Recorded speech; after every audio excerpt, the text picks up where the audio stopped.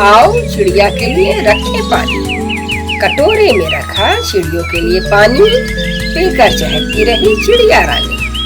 पीकर पानी और खुशी से चहचहा, अपने और साथियों को लेती है बुला। कभी नहाती कभी वे पानी पी लेती, आपस में न जाने क्या बातें करती। नहाने से पंखों की सफाई हो जाती और परजीवियों से मुक्ति मिल जाती। नहाने से रहता उनका ताप नियंत्रित।